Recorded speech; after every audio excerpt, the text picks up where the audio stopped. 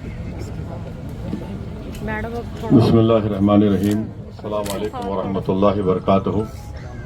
شہنشین بتشریف فرما صدر All India Muslim Personal Law Board حضرت مولانا خالد سیف اللہ رحمانی صاحب، وہ تمام ملی تنظیموں کے ذمہ داران، معزز حاضرین اکرام، میں سب سے پہلے مذمت کرتا ہوں، کنڈیم کرتا ہوں مرکزی حکومت اور وزیر اعظم کے اس فیصلے کی کہ آج انہوں نے ہم کو احتجاج کرنے کا بھی موقع نہیں دیا اور صرف 100 لوگ کے ساتھ یہ کہا کہ پرمیشن دیا گیا کہ ہم یہاں پر احتجاج کریں.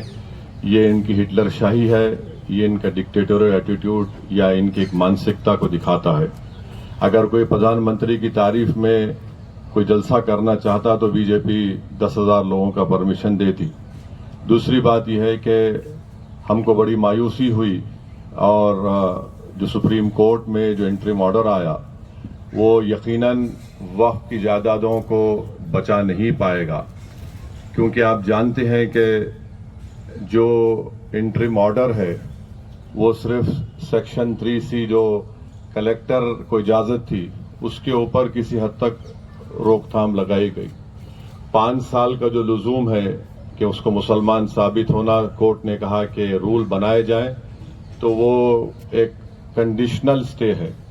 ایسا رول بنایا جائے گا کہ کوئی مسلمان جو ہے اپنی جائیداد کو وقف بھی نہیں کر پائے گا، اور سوال یہ اٹھے گا کہ کیا آپ مسلمان ہیں یا نہیں. دوسری بات یہ ہے کہ ہم لوگ خوش نہ ہوں کہ سیکشن 3C پر روک لگ گئی. ایک ڈیزگنیٹڈ آفیسر ہوگا جو تحقیقات کرے گا، اور دلی میں 123 پراپرٹیز ہیں جس کا DDA کہتا ہے کہ ان کی جائیداد ہے، جس میں ایک مسجد کے امام محب اللہ ندوی صاحب ہے. تو آپ لکھ کر رکھ لیجئے کہ ان 123 پراپرٹیز پر بھی بھارت کے وزیر اعظم کی نظر ہے کہ کیسا اس کو حاصل کیا جائے ایک ڈیزگنیٹڈ آفیسر سے. تیسری بات یہ ہے کہ آثار قدیمہ ASI کے تحت آپ سچر کمیٹی اٹھا کر پڑھیے، 170 پراپرٹیز سچر کمیٹی نے لکھا اپنی رپورٹ میں جو وقف کی ہیں آثار قدیمہ کے ماتحت ہیں، ان کا قبضہ ہے. یہ انکروچر لکھا ہوا ہے ورڈ. اب سپریم کورٹ نے اس پر سٹے نہیں دیا تو اس کا ہوگا یہ کہ جہاں یہ جائیداد وقف تھی اب یہ وقف نہیں رہے گی. ASI اس کو کنٹرول کرے گا اور اس کا اثر آپ دیکھیں گے سنبھل کی مسجد کے کیس پر پڑنے والا ہے.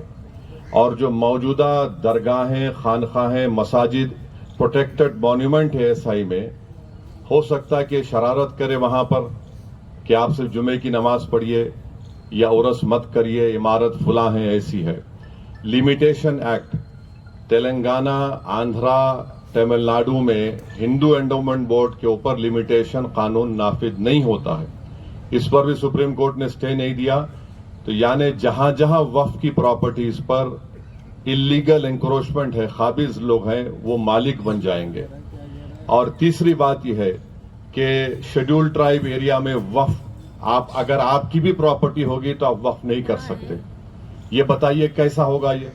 اگر کوئی مسلمان قانونی طور پر شیڈول ٹرائب ہو سکتا ہے تو جائیداد اگر اس کی ہے اور وقف نہیں کرے گا تو کیا یہ آرٹیکل 14 بولیے، آرٹیکل 15 بولیے، 26 بولیے، 29 بولیے، اس کا وائلیشن نہیں ہے؟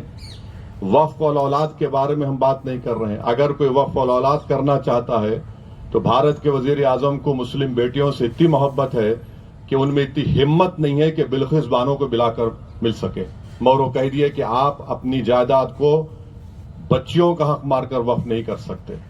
دوسرے دھرم میں آپ اپنی پوری جائیداد کو اپنے بھگوان یا اپنی آستھا کی بنیاد پر دے سکتے ہیں، مگر یہاں پر یہ قانون بنا دیا گیا. افسوس یہ ہے کہ سپریم کورٹ نے اس پر بھی سٹے نہیں دیا تو وقف الاولاد بھی نہیں ہوگا. اور وقف ایویکیو پراپرٹیز جو ویسٹرن یو پی میں، چندی گڑھ میں، پنجاب ہریانہ زیادہ ہے، اب اس کا مالک کلیکٹر بن گیا. اور یہ مت سمجھیے کہ کلیکٹر سروے کرے گا. اب جب کلیکٹر سروے کرے گا تو کلیکٹر ریاستی حکومت کے ماتحت کام کرتا ہے، اور کلیکٹر ایسا سروے کر کے بولا گا یہ پراپرٹی نہیں ہے وقف کی. تو اگر آپ بنیادی طور پر ہم یہ کہہ سکتے ہیں کہ یہ जो सुप्रीम कोर्ट ने इंटरिम स्टे दिया है उससे वक्फ की प्रॉपर्टीज बर्बाद हो जाएंगी और ये बीजेपी की हुकूमत जहां जहां जिन रियासतों में उनकी हुकूमत है वहां पर वो वक्फ की प्रॉपर्टीज को बर्बाद कर देंगे। और हैरत अंगेज बात यह है कि पार्लियामेंट में डिबेट से 10 मिनट पहले लोकसभा में 4 अमेंडमेंट्स पेश किए गए स्पीकर की इजाजत से। उसमें शेड्यूल ट्राइब का था, ट्रस्ट का था। ने ट्रस्ट इसलिए बनाया गया कि अब कोई प्रॉपर्टी बॉम्बे ट्रस्ट एक्ट के तहत वक्फ है, तो मोदी ने कहा कि मेरे दोस्त को बचाना है। उन्होंने एक यतीम खाने पर अपना आलीशान महल बनाया है, तो उन्होंने कहा कि अब ट्रस्ट जो पहले बनाया गया और अब बनाया जाएगा वक्फ की प्रॉपर्टी नहीं होगी। तो ये पूरा एक मंसूबाबंद तरीके से मुसलमानों की मसाजिद को वक्फ की जायदादों को छीनने के लिए ये कानून बनाया गया। हम यकीनन उम्मीद कर रहे थे कि सुप्रीम कोर्ट की ये 3 जजेस की बेंच इन तमाम मुतनाज़ात और इलीगल अनकॉन्स्टिट्यूशनल अमेंडमेंट्स पर रोक लगाएगी, मगर एक इसमें इत्मीनान ये है कि ये इंटरिम ऑर्डर है, मगर अब ये नहीं मालूम कि कब सुप्रीम कोर्ट दोबारा इसकी सुनवाई करेगा, वो उनका राइट है। तो ये वक्फ को नुकसान पहुंचाने का कानून बनाया गया। हमको अपनी लड़ाई को जारी रखना है, पीछे नहीं हटना है, ना हमको मायूस होने की जरूरत है, बल्कि हमको अपनी लड़ाई कानून के दायरे में रहकर एहतजाजी तौर पर लड़ने की जरूरत है, सियासी तौर पर लड़ने की जरूरत है। बल्कि मैं तो कहूंगा कि मसाजिद में हर जुमे के दिन जितने इमाम हैं जो खुतबा या उससे पहले वाज करते हैं, बयान करते हैं, उनको इसके बारे में बोलते रहना चाहिए।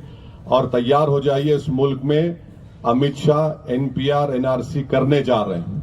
आप देख लीजिए, पहले उन्होंने कहा कि बंगाल के मुसलमानों को उठाकर बांग्लादेश में फेंक दिया, अब कह रहे हैं कि आबादी बढ़ रही है। इतने झूठे हैं ये लोग कि 1951 से लेकर 2011 तक मुसलमानों का पॉपुलेशन सिर्फ 4.4 बढ़ा। और होम मिनिस्टर रहे थे अमित शाह, कहते हैं आसाम की मिसाल। अरे आसाम को से नागालैंड बना, मेघालय बना, अरुणाचल बना। अगर किसी की आबादी 100 है, 100 में अगर 10 लोग इजाफा हो तो 10% बोलेंगे। अगर किसी की आबादी 10 है, उसमें 10 लोग बढ़ गए तो 100%। तो ये इनका मामला है। तो ये एनपीआर एनआरसी भी कराना चाह रहे, 12 हर तरीके से मुसलमानों की शनाख्त को खत्म करना चाह रहे हैं, मुसलमानों की मजहबी जो शनाख्त है उसको खत्म करना चाह रहे हैं, मुसलमानों की जो मजहबी इबादत गाहें उसको छीनने के लिए कानून बनाया गया। इससे कोई मकसद नहीं, सिर्फ तबाह बर्बाद करना है, हमको बचाना है। जिस चीज का मालिक अल्लाह है, उसके लिए इंशाअल्लाह हम तमाम कोशिश करना है। पर्सनल लॉ बोर्ड के साथ हम थे और रहेंगे इंशाअल्लाह ताला। आज 100 यहां पर जमा है, मैं लिख के दे रहा हूं वजीर आजम, इंशाअल्लाह ताला एक वक्त आएगा यहां पर 2 लाख लोग जमा होंगे तुम्हारे इस काले कानून के खिलाफ। सलाम वालेकुम।